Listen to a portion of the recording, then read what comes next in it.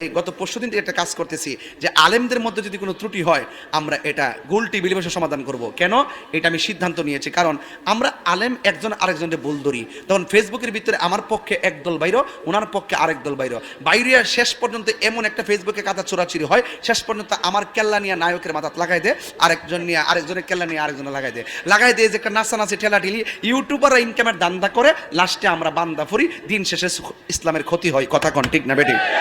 এই জন্য আমি সব গণনার আলেমদেরকে বলবো, যদি আপনাদের মধ্যে কোনো সমস্যা থাকে আপনারা একটা কাজ করবেন, ব্যক্তিগতভাবে ফোন দিবেন, ফোন দিয়ে এক জায়গায় বসবেন, বৈশা সমাধান করবেন। কিন্তু ওই যে অনলাইনে ফেসবুকে ওই ওই কোনো ধান্দাবাজকে সুযোগ দেওয়া যাবে না।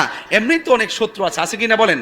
এরপরে তাদেরকে সুযোগ দেওয়া যাবে না, ফেসবুকের কাদা চোরাচুরি করা যাবে না, এবং কমেন্টস বক্সে কোনো গালাগালি করা যাবে না। যদি কোনো সমস্যা হয় এটা বাংলাদেশ যে কোনো জায়গায় যাওয়া যায়, কতক্ষণ একটা ফোন দিবেন, ভাই আপনার বক্তব্য আমার হচ্ছে সমন হয়েছে তো ভাই কীভাবে এটা সমাধান করব?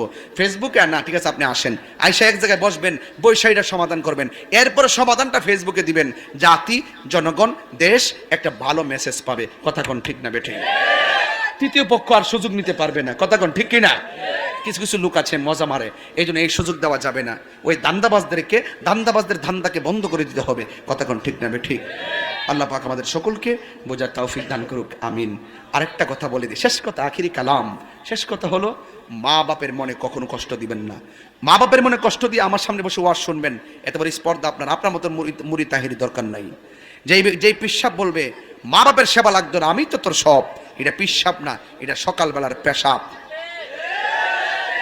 এই ফলাফান্ডে 3 বার ঠিক। ওই পিসাবরে আমরা মানি, ওই পিসাবরে মানি। একটা হইল মাছ যদি আয়া খ, আমরা দেশে কিছু মুড়িদ আছে না, একটা হইল মাছ গাথার থেকে পাইছে, বৈশালের গাথার থেকে পাওয়ার পরে আরে একবার বৈশালের কথা মনে হয়েছে, একবার আরে যাক দেখ ফরক মনে বৈশালে মনে করেন একটা গাতার মধ্যে একটা হইল মাছ পাইছে, পাইয়া ইডারে নাহে দিয়া ওই যে ইটা দিয়ে একটা সুতা ডুহাইয়া হাতের মধ্যে লয়ে গেছে পিসাবের বাড়িতে, যাই করতেছে বাজান একটা গাতার মধ্যে 1 বছর পরে হিঁচছিলাম, একটা হইল মাছ পাইছি, পিসাবকে কি দরকার ছিল তোমার মার কাছে দাও, এটা জিয়াই রাখুক দে। দরকার ছিল পিসাবরে বলার যে একটা হইল পাইছো তোমার মা বাপ লইয়া খাও। এই কথাটা বলার পরে যদি ফুলা যদি বাড়িতে হইল মাছটা লয়ে যেত, আমার মনে হয় যে পৃথিবীতে এমন কোনো মা বাপ নাই যে কইতো না যে পুত্রে তোর ফিরে বাইতে লয়ে গেছো।